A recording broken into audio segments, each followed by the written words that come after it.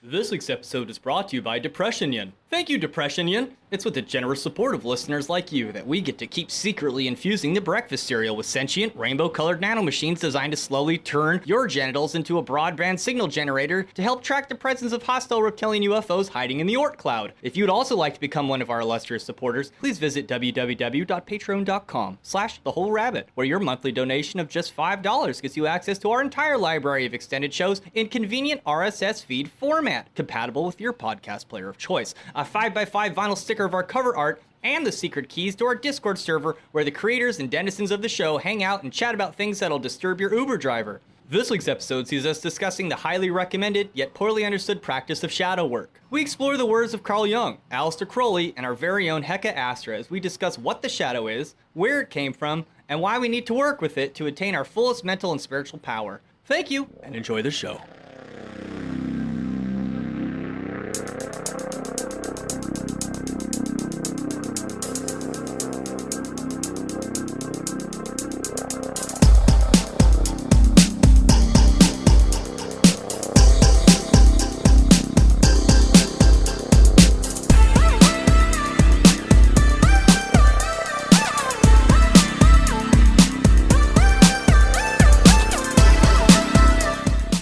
Emotional damage. Oh, I missed a joke. God damn it. You don't like that guy? You never heard of him? No.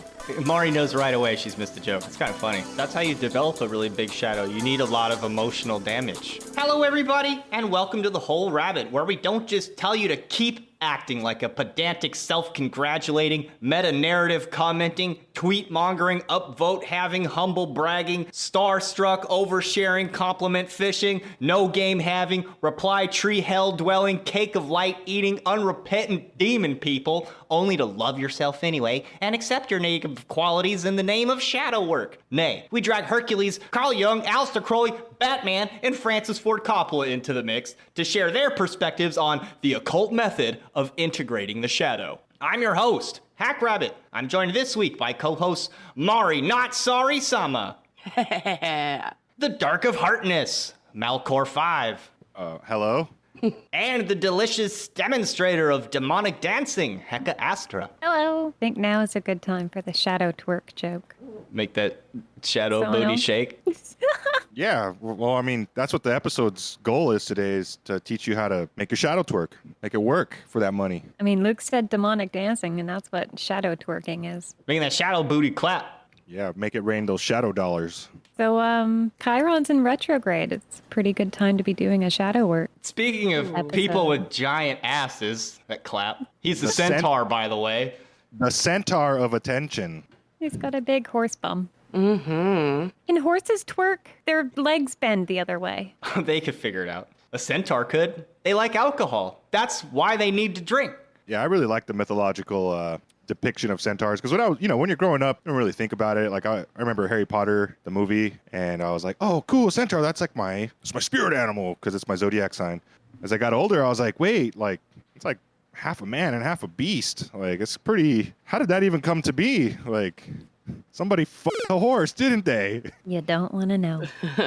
So Chiron, what does he have to do with shadow work? He's known as the wounded healer, and in your astrological chart, Chiron represents your deepest wounds, but also the efforts needed to heal those wounds. And in Greek mythology, he was the centaur. I think Luke spoke about him before. So Chiron was renowned for being wise and highly adept at medicine and healing. And according to the myths, Chiron was pierced by a poison arrow made with Hydra blood and was ironically unable to heal himself. And in some versions of the story, the source of the poison was from Heracles, to whom Chiron had previously given the knowledge of said poison to. Although it was by accident, the wound from the Hydra's poison was so unbearably painful that Chiron was willing to surrender his immortality to Prometheus just to have relief in death. As a bonus, this enabled Heracles to check off one of the 12 labors he had taken on in order to atone for the killing of his wife and child when Hera made him temporarily insane.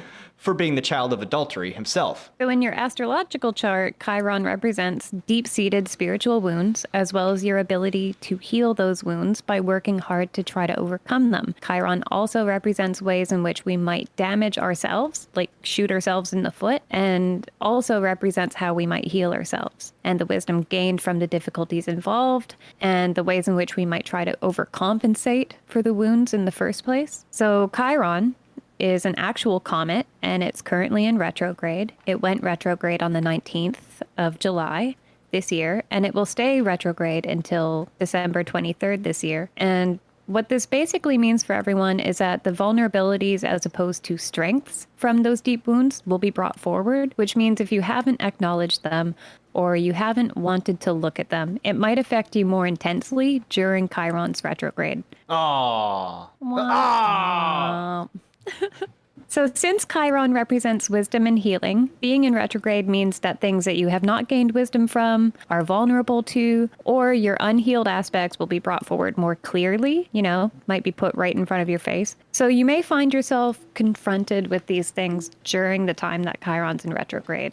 And it does have a lot to do with this week's topic, which is shadow work. So exactly how much black tourmaline do I need to work with to avoid all the problems while Chiron's in retrograde? That's what I want to know. Just load up on black tourmaline and black kyanite and shungite. Hell yeah. Because I don't want to face Speaking my my language. problems. I don't want to. No, first step, wake up and brush with some charcoal activated toothpaste. Oh, charcoal's Just- good.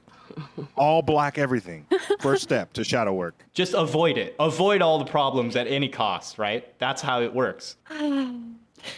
Well, at least we wish. We wish it did. So for people who don't know what the shadow is, or what shadow work isn't just looking at your traumas and accepting them. It's not just saying, I have negative aspects of myself and I'm okay with that.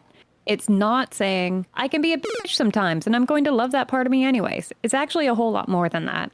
You, Becky. Yeah, like, do you really want to ever advocate an attitude of being a bitch or an asshole to your moral scope? Like, the answer should be no, because then you're a logical fallacy. It's kind of like the word mature and shadow work kind of go hand in hand. It's like, over time, you're going to realize that you shouldn't just be angry about that thing, because over time, you realize that it was a waste of your energy to be angry about it. And it's not until you're older or you go through the experience that you even have that perspective. But on the flip side, it's also not correct to want to separate yourself from, for example, this anger. You want to understand why you feel that way, not deny it, because if you deny it, it's going to find a way to boil to the surface.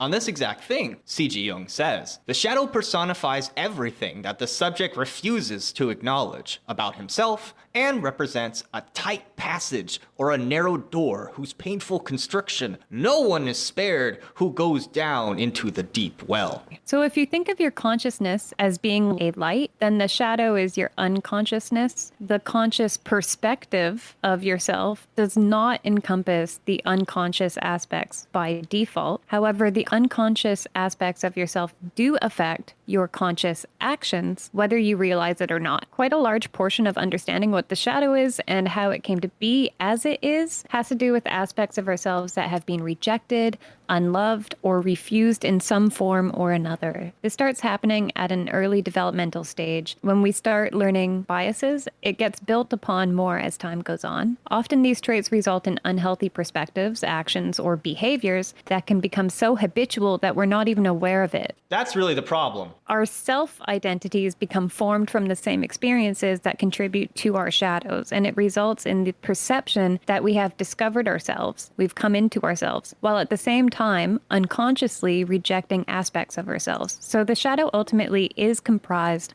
of unintegrated aspects of ourselves, both conscious and unconscious, since the conscious aspects also find roots in our unconscious. So just because you don't detect it right away doesn't mean it's not influencing you. Yeah, I think the more you do shadow work, the more you start to realize how true that is. You said it well. And as I've mentioned in previous episodes, the shadow, or like Goetia, or black magic, I like to say that it's very much like the empty space of a bridge. If you have too much building material, it'll make the structure fall under its own weight. It's the right balance between stuff and no stuff conscious and unconscious activity that holds that bridge. And the whole idea of what do you need a bridge for is also analogous to shadow work. Like, what are you trying to cross? What river or pit of fire, whatever you want to symbolically imagine you're crossing, is another way of looking at this too. Being poor. That's usually the lake of fire I'm trying to cross over. I think you're really building a bridge to yourself. And in doing so, you're bridging to the outside as well, like to the external, by building that bridge to your inner self. Yeah, one piece of land to another piece of land. There's no difference. That's me over there. Because I guess if you're going to build a support beams for this bridge, you might have to jump down, depending on what your payload is. If you want to train to cross that bridge, you're going to have to build some long beams. So you're going to have to go down there and fight some dragons and really get dirty to build an awesome bridge. Anything to cross Dry Dick River. I'd go as far to say most of our favorite movies involve some form of shadow work, if you know how to look at the story. When stories are interpreted as an internal process going on within the protagonist, the other characters become avatars of the unconscious forces in that person's life. And we can look at almost any story through that lens, where the antagonist is usually just the anthropomorphization of the hero's shadow. The most straightforward example I can think of in terms of movies and the protagonist facing a shadow would probably be Batman and Joker, Dark Knight. Both characters want to send a message to society about how to behave and are willing to break the law, use brutal force and theatrics to accomplish it. Joker's biggest goal seems to be getting Batman to compromise on his principles and become just like he is, entirely unrestrained. Oh yeah, he even there's even a scene where Joker is basically telling Batman that you and I are the same. It's funny because at the end of Killing Joke, tells Batman, "Can I tell you a joke?" And he's telling him about these people who are robbing they're thieves, and there's a big gap. And he's like, "Hey, you hold the flashlight and make a bridge across, and I'll walk over first." And the guy's like, and then he's like, "And then you throw me the flashlight, and then I'll do the same for you." And then he's like, "Hell no." He's like, "Why not?" He's like, "Because you're gonna turn your flashlight off when I start to cross." So, and then Batman laughs and punches him, and then the comic's over. Another classic example, and probably my favorite, is Apocalypse Now and the struggle between Willard and Colonel Kurtz. So to people who master shadows, Willard and his superiors, it seems that Colonel Kurtz has been swallowed up by these shadows, and it necessitates his assassination.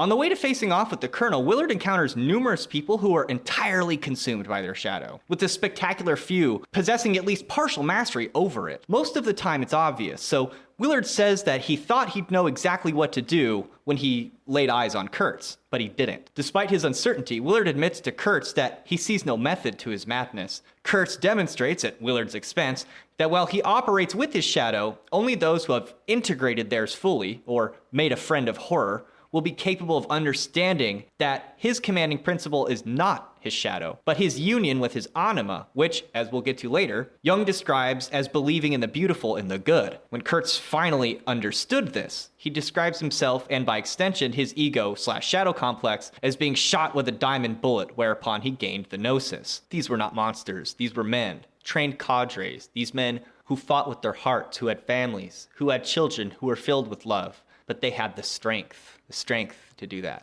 If I had 10 divisions of these men, our troubles would be over here very quickly. It's such a good movie. I think those are two examples that get the point across of one who works in the shadows, so to speak. Two other, probably at the top of my list, of art pieces that have heavy themes of shadow work and that are very personal and real for some people is Silent Hill 2, specifically. That game is amazing. If you haven't played it, play it. And Pink Floyd's The Wall, if you are familiar with the album and the lyrics, and then you watch the movie, it's mind-blowing. The Wall symbolizes like not a mental break, but a mental fortification and like turtling of, hard to describe, but like a mental block with reality and what's your world and what's the real world. And it's not until the end that the guy kind of breaks his own wall down and he goes all Nazi mode, and it's like that's who he really is inside. He gets consumed by a shadow. Yeah. Pink. And it's it's a good one if you haven't seen it. But how does it make any sense that you got to do some dirty work to make your life better? One major point we kept coming back to in our series about the Book of the Law and the religion of Thelema is that it wasn't just Aleister Crowley who was hit with a wave of radical ideas around the turn of the century that would revolutionize his field of study and change the way people saw the world. There were others. Around the same time, Einstein revolutionized the way we saw the external universe. In the field of the mind, we had Sigmund Freud and his prolific student Carl Jung, who would forever change the way we understood the internal universe of the psyche, a world which actually means the soul. Psyche meaning soul. The German poet-philosopher Goethe once proclaimed that there was no crime he had ever heard of which he felt he was incapable of potentially committing. This idea of having such a strong dichotomy of one's inner self became the key area of study for Carl Jung, who would develop it into what we know today as the psychological shadow. Jung explained that our shadow grew alongside our fledgling persona as kids. Well, our persona is what we believe and others believe ourselves to be. Our shadow is that hidden, repressed, for the most part inferior and guilt-laden personality whose ultimate ramifications reach back into the realm of our animal ancestors, as Jung says. And furthermore, if it has been believed hitherto that the human shadow was the source of evil, it can now be ascertained on closer investigation that the unconscious man, that in his shadow does not consist only of morally reprehensible tendencies, but also displays a number of good qualities, such as normal instincts, appropriate reactions, realistic insights, and creative impulses, etc. The idea that the keys to being a whole person were being guarded by the same inner forces which were responsible for one's personal evil was no less than a revolution for psychology, and in terms of collective understanding, it's still being unpacked, even long after Jung's name has begun to disappear from introductory psychology textbooks as anything more than an overenthusiastic student of an embarrassingly archaic, dirty old man named Sigmund Freud. I found this kind of frustrating because, well, psychology classes gloss over Freud, Jung, archetypes, integrating the unconscious and the shadow. You find these concepts being introduced at the advanced level whenever critical analysis is being done concerning issues of race, gender, culture. For example, everybody sort of knows that homophobic people are aroused by homosexual activity. We know, even to the point of taking it for granted, that homophobic people have shadow work to do. Even to the point of knowing that said homophobe needs to consciously reclaim the exact aspects of the self they have so strongly rejected. So I think it's a little premature to throw Jung and archetypes in the trash when even we understand this stuff in our own terms. As Jung says, a man who is unconscious of himself acts in a blind, instinctive way and is in addition fooled by all the illusions that arise when he sees everything that he is not conscious of in himself coming to meet him from outside as projections upon his neighbor. I've never seen American Beauty. Basically, that happens at the end. Yeah, some people, they might interpret shadow work as I should go and experience and try to, and in some instances, that might work. Like if you're afraid of the water, that doesn't apply to everybody, but yeah, maybe one time you go into the water and you have a good time and it changes the way you are. You know, if you're a homophobe, you're thinking about shadow work and what the fuck I got to do, and you think you got to go and have some butt sex with a dude, I think that's just a wrong approach. It doesn't apply. Shadow work doesn't mean you have to go and try to confront what your base instincts are telling you something and you're just not vibing with it.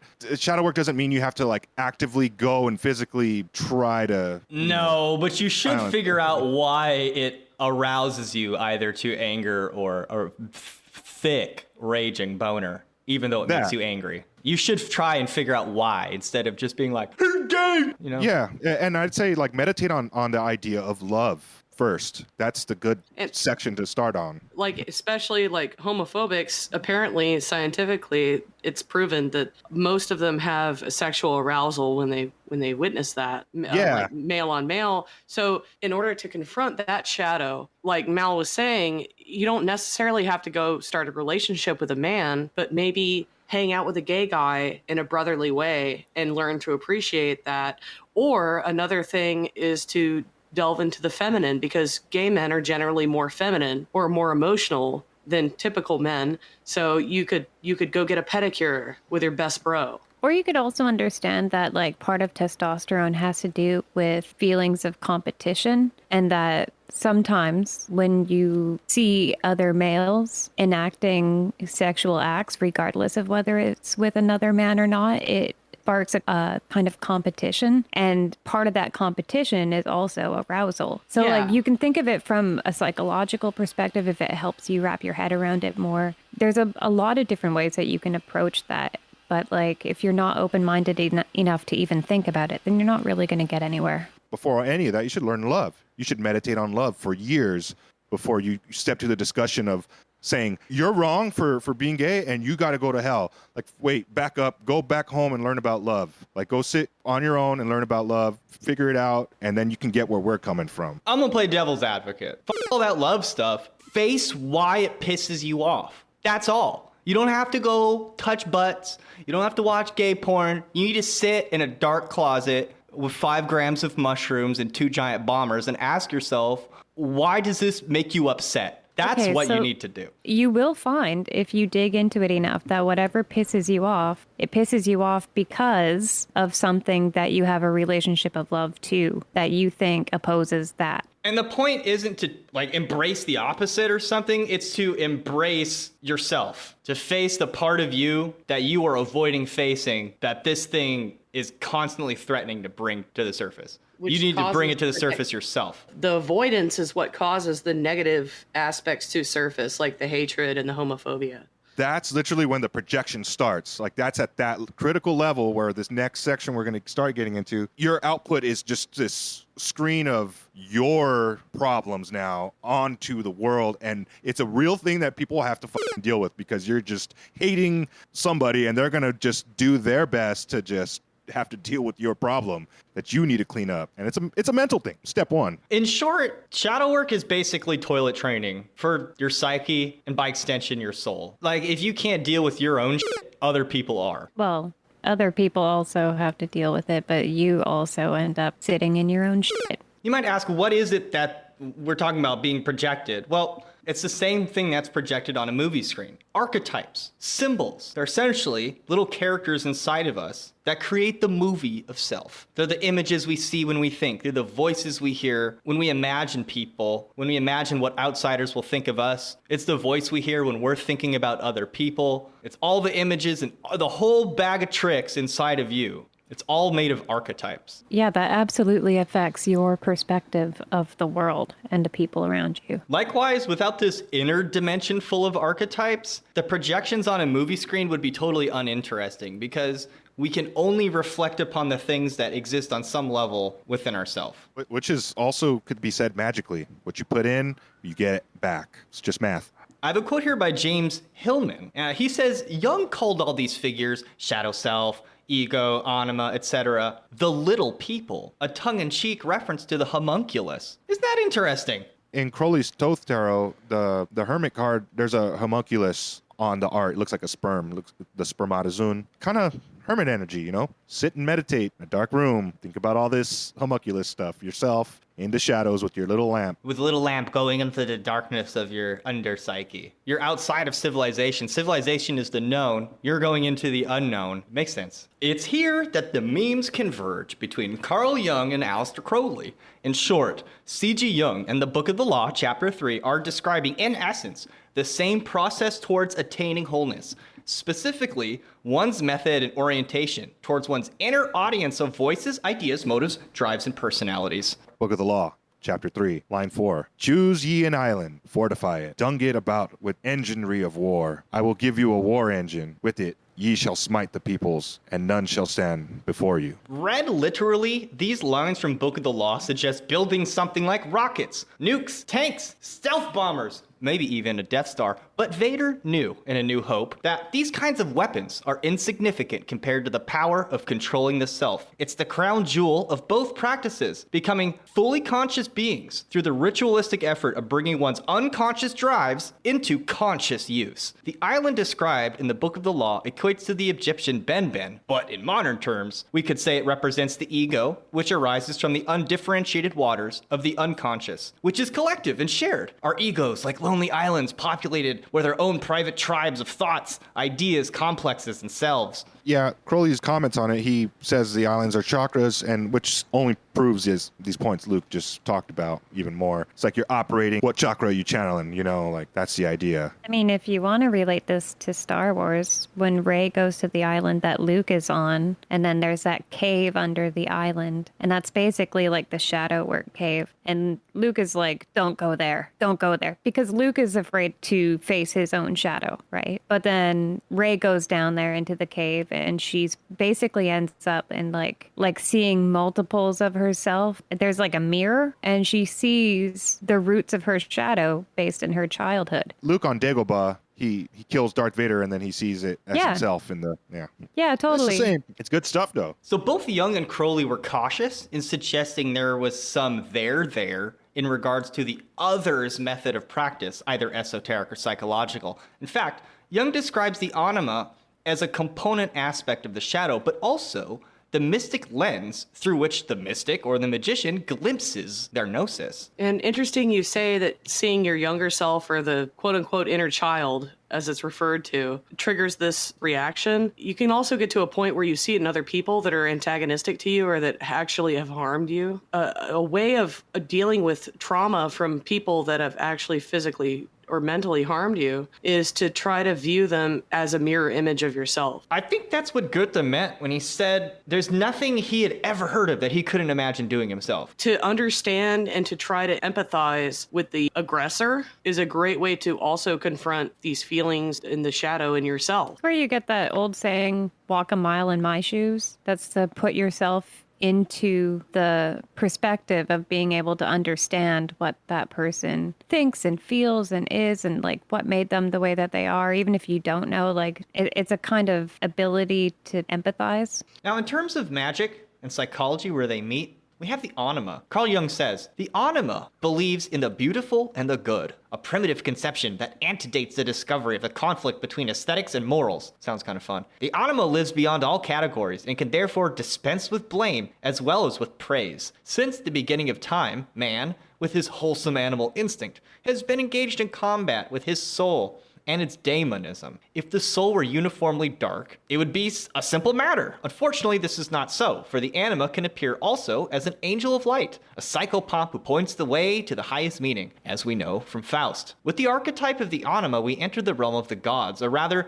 the realm that metaphysics has reserved for itself. Everything the Anima touches becomes numinous, unconditional, dangerous, taboo, magical. She is the serpent in the paradise of the harmless man with good resolutions and still better intentions. She affords the most convincing reasons for not prying into the unconscious, an occupation that would break down our moral inhibitions and unleash forces that had better been left unconscious and undisturbed. As usual, there's something in the Anima that says, for life in itself is not good only, but also bad, because the Anima wants life. She wants both good and bad. These categories do not exist in the elfin realm. Bodily life as well as psychic life have the impudence of going along with much better without conventional morality, and they often remain the healthier for it. If the encounter with the shadow is the apprentice piece in the individual's development, then that with the Anima is the masterpiece. Exactly, like a masterpiece of art cannot have just light shades of color, cannot have just dark shades. It has to have a complement of both sides. Otherwise, it doesn't look lifelike. According to both Aleister Crowley and C.G. Jung, one masters their shadow before meeting an ecstatic union with their holy guardian angel. Yeah, that's awesome. That was definitely true for me. Same here. Lon Milo Duqette, in one of his Facebook videos, he said it, your holy guardian angel, when it meets you with that demon power, it's like an engine that's just getting like the best fuel or something like that, and it just supercharges the angel and it wants to be with you. It's like, because you're so fucked up. And it's so pure, and it just marriage of that is just like the real magician kicks in. And I was like, man, that's dope. It's like the attraction of positive and negative in electricity and magnetism. Right. It's just math.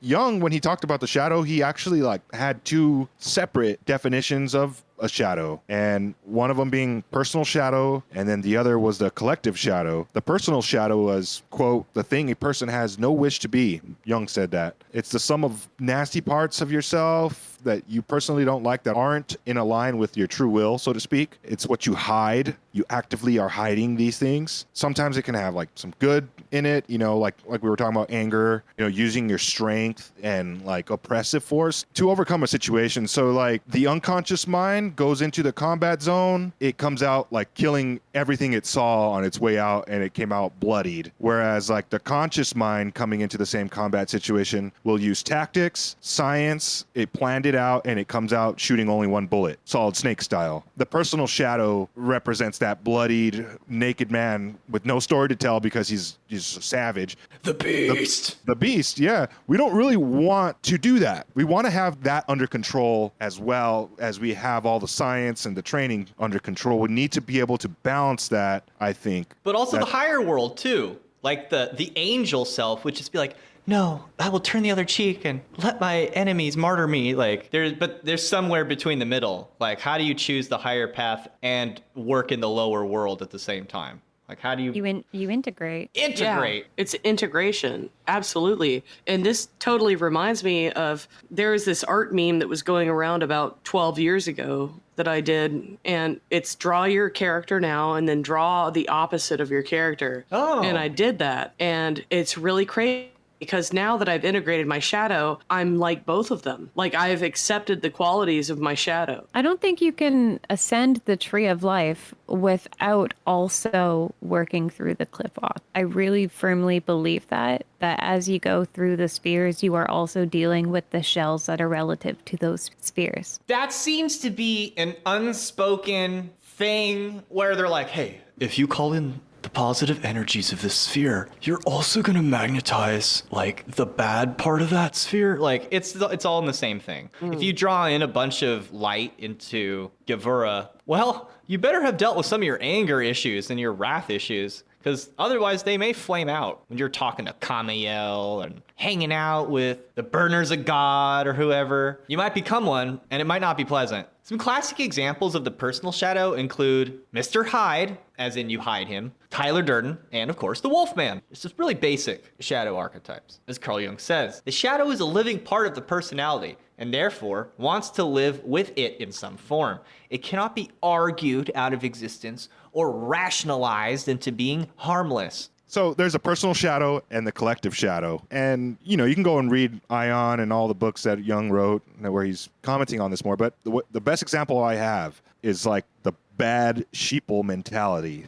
The bad sheeple mentality that are responsible for a lot of the massacres and genocides in our world. The people who are out there actively doing the things, the groups of people, and I can think of no better example than Nazi Germany. That kind of collective shadow, this is a word that's talking about a whole group of people who have the same projection going on, and the message is, for them, they were like the superior race or something, and that collectively drove them to go out and kill people. If you think that mentality, that the way that the Nazis operated is manly and like super strong, powerful, it's actually wrong. Those are man babies. Those are people who have collectively suppressed their shadow, and they don't understand other people, and they went out and projected their inner shadow problems onto the world, and they're babies. And they look to the state or the world or the leader to alleviate those problems for them rather than facing them themselves. It ended up affecting the world. It changed everything, and it drove more hatred, and the U.S. ultimately developed the freaking atomic bomb, and it didn't help anything. That's baby mentality. There's a new theory called mass formation, and most people will call it mass formation psychosis. But apparently, if a giant group of people are in the same place and they're communicating with each other, the hysteria will multiply by exponential effects because they don't think for themselves. They don't have this, okay, I'm going to sit down and I'm going to look at this logically. They just listen to what their neighbor says, and it transfers over, and then there becomes a hysteria, and groups of people will do very awful things when this is happening. Carl Jung relates it to if the insane asylum just all the doors flung open and everyone was just like having a fit. You couldn't stand there and tell them to calm down. It just couldn't. It doesn't work. It doesn't work. There's a certain level of chaos that, and he relates it also to a madman. They are the same thing. You can't talk them out of it because within them is the equivalent of that entire madhouse of energy. Putting on a social scale, that's fucking terrifying. Well, that's the thing, is it can embody itself in people, in events, and that's, I think, what it means by the collective shadow. Man always has this potential to be overwhelmed by his circumstance and to act outside of what he just or she just felt a few seconds ago to be morally normal. Like, somebody can be stressed to the point of acting completely immoral. And some of those circumstances are outside of our control. Like, a lot of us don't get to decide if we have a mental breakdown today or tomorrow. No, there's no way to stop how grief will affect us. And in the same way, when there's grief going on collectively, when there's war, when there's racism going on like rampantly and built into the system, it creates a collective shadow. And so, yeah, or even like a fire drill. If there's an accident or a fire that's happening, people will trample each other to get out of the area. They don't think about, I shouldn't step on this person. They just go. Even if maybe that individual person would never think to step on someone under normal conditions, that's what ends up happening. And the collective shadow, I think, could have, vice versa as well. The collective shadow does have an influence on the personal shadow. Jung talked a lot about ego and the shadow being two sides of the same coin, where the ego is your conscious actions, and then your shadow is like your instinctual, unconscious actions that you're doing. Okay. So your shadow can take over your ego. This is typically where the projection starts and your whole world kind of starts crumbling down around you, and you see everything else as a horrible world. And it's all because we can't deal with our own personal shadow. That's why everything, it starts to creep out, and your perspective of the world starts to change because you're having a problem. I know this happens because I've had things happen to me, and it sucks, and I start to see the world differently, and it's like either a lesson learned or I was doing something really stupid for a long time, for many years, and it's just like you can see the world turn to shit, and it sucks. You do drag down people that are in the same current with you, because I was around healthy people. Thankfully, that's why I'm not out on the streets, or I haven't lost my mind yet. I live in Los Angeles. It's very easy to do that for free. And we feel like, I can go out and be on the streets homeless, not be at the home that is provided for me, and do all that stuff because all I see is shit, and my actions are justified. Nobody can feel this way. It's special to me. And the truth is, you're going to ruin your life if you continue that. We can't identify with our traumas because that isn't our true will. At least that's what Crowley would say. That's not what you're here for. We're not here to suffer and cry our whole lives. The soul and the shadow are not identical. So learn who you are. What you're saying about the ego versus the shadow, when people have an ego death and then they ultimately end up being pretty much the same person that they were before. So this has a lot to do with the way that our brains are wired. I typically relate this to water carving out riverbeds and canyons in the earth. So this is like the way that our brain fires. These are our neural pathways. So what happens if you have an ego death and you haven't done anything to change the way that that water runs its course, then when another ego pops up to take its place, because it always does. We can't function in this world without an ego. So when that starts to happen and you start developing a new ego to function in this world, all the water just ends up flowing down the same, riverbeds that were already previously carved out. So when you do shadow work, what you're trying to do is, for one, you're recognizing where all of your water is going, where it's all flowing, how your neural pathways fire, and you are actively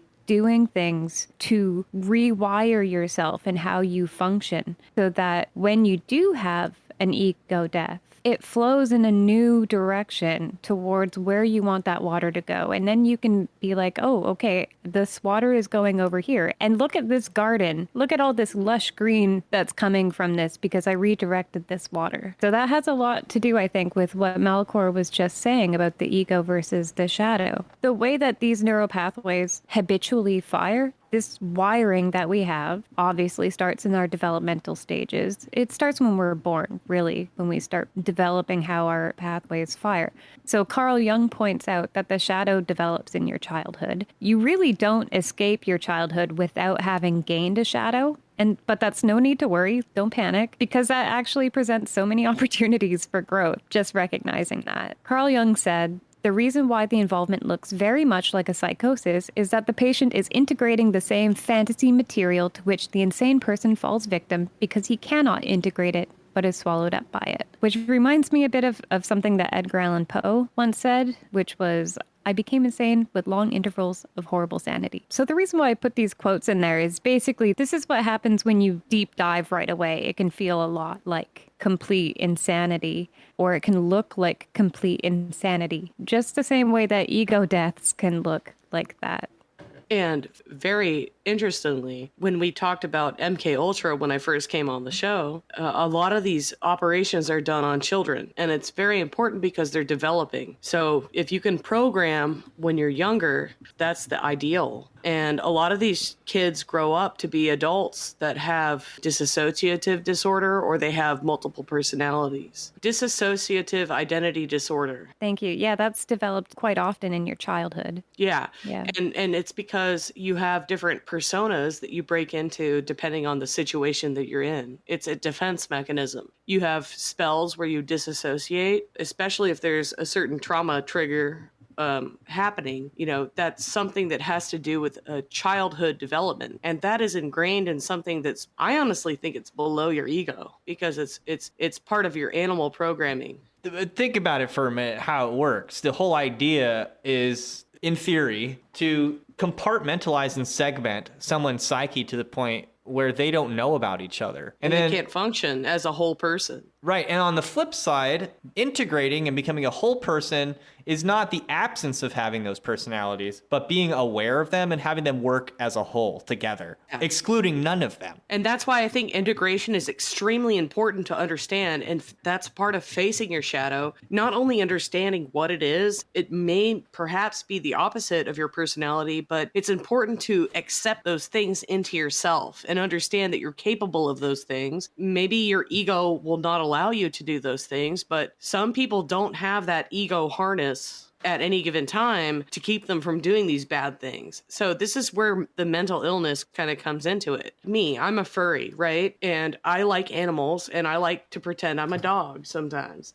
But at the same time, I understand that I'm not a dog person. I'm not a real dog. It's a role I play in order to integrate some of these nonverbal or dissociative aspects of my childhood experience. So, and then that's the thing, is like psychopaths and people that commit crimes, they don't understand the difference between reality and fantasy, whereas I do. Well, some of them do. Most of them do know what they're doing is against the law, and some of them belong in a mental hospital for that reason. What I'm saying is people that are crazy enough. Like, I'm not talking about a sociopath or someone that does it for their pleasure and they understand what they're doing. I'm talking about somebody that has divorced themselves from reality and they think that anything they imagine is actually real in real life, like Chris Chan. It's the difference between playing with your kinks and letting your kinks play with you. Yes. Ed Kemper, okay, so Ed Kemper was very close. He could have integrated his shadow. He was very well aware of his shadow and the shadow's roots, where it all came from. He just didn't do it. He didn't integrate it in a healthy way. He knew this all came from my mom. This all came from rejection. This all came from me feeling this way growing up. This came from me perpetuating the situation by staying with my mom, blah, blah, blah. Like, he knew all of this stuff about his own shadow. Like, he didn't need to kill all those girls. He didn't need to kill his mom. But once he did kill his mom, he was like, oh, I've been killing my mom this whole time. Like, he could have done that earlier before all the killing of people. That's the whole point. Yeah, and he didn't kill every girl that he gave a right to. Well, like, it was, he said it was something about him would just trigger me, and then boom, I just get him, and it's like, man, this is crazy. This guy, but it has to do with the mother. It has to do with how the mother treated him in his childhood, right? Yeah, when he finally did it, he figured it out, and he was like, I think he even said it, like, a lot of those women didn't have to die if I would have just killed my mother first. I think he said something along the lines of that. He was a very self-aware and very aware of his shadow. He did, by doing those interviews, help investigators learn what makes a person a serial killer, why a serial killer does what they do, because it was incomprehensible, because they hadn't adopted this new download of the way shit works in the universe, and that's all that evil shit exists inside of you. You know what I mean? And like, Charlie Manson was a spy, but that's a different episode. If you were abused as a child, if you were taken advantage of, it would make sense that you have this. I mean, for personally me, I have a fight or flight mode. I don't fight, I flight. But some people have the fight. That's a problem. If they can't get out of that fantasy of, oh, I'm disassociating and I have post-traumatic stress disorder from abuse and I must fight. And they end up killing people. Even a murderer like Ed Kemper, they use tools and they know what they're doing. Jordan Peterson, the modern psychologist, philosopher guy who's also a meme nowadays because he's having some shadow problems, I think. Weren't you just making fun of him in the Discord? Oh yeah, I mean, when you're public, when you're on everything, then that's what you get. Like, you dug your own fucking grave being famous. I'm sorry, like, that's why I'm not famous, and you can't make fun of me on that level at least. Anyway, he says some good shit. Jordan Peterson, I'm sorry if you're listening to this. Memes are funny, but you say some cool shit. But one of the things he said is that you can use the shadow as a tool. So like you could literally murder and chop your way through reality if you get a mastery over this tool that is your shadow. And I'm not going to talk about Peterson. I'm going to talk about Tool, the band. They have a lot of Carl Jung and the drummers and Enochian magician. Like if you don't know about Tool, go check them out. They have a song called 46 and 2. 46 and 2, the number thing is about another person who was like a genealogist. He's talking about chromosomes, some chromosome stuff. Look into More it, DNA strands, more psychic powers. Yeah, essentially that we're gonna have like this weird collective and personal identity. Like we're gonna all be connected and know what each other's gonna do before they do it. We are aware that everybody's connected, but also individual at the same time at that chromosome ratio. I'm not a scientist, so the cool thing about the lyrics and about the band is that they are able to bring in all these big ideas together. And the song's about the shadow. The first lines are straight up talking. The whole song is about his shadow. The main chorus of it, he says, in my shadow, change is coming through my shadow. In my shadow, shedding skin, I've been picking my scabs again. He's talking about all this cool stuff, especially the last verse. He's saying he'll cry, kill, and die to be paranoid and to lie, hate, and, the whole last verse is an awesome rap, pretty much. But change is coming through my shadow. It's in the music we listen to, and it's everywhere, this shadow integration idea and how powerful it is when you can become a master over it. Even in the tarot, we see a story of a fool integrating all of his different aspects of self until he becomes one with the universe. In the tarot, the card that usually corresponds to the shadow most firmly is the moon card. Atu 18. There we see represented as the Kephara beetle, or perhaps a crab crustacean, the ego, which is arising out of the undifferentiated waters of the unconscious. In so doing, it has armored itself off from the collective unconscious and now has a self. I also like to point out in the moon card in the traditional Rider-Waite tarot, you know how it's two dogs on the bottom. In the Rider-Waite tarot, it's actually one dog and one wolf. I think in relation to shadow work as well, I think that's applicable. And you also have the docile, the friendly, and then you have the wild and uncontrollable. Yeah, the domesticated dog and the wild dog. A woo! And the straight and narrow path is the one between the two.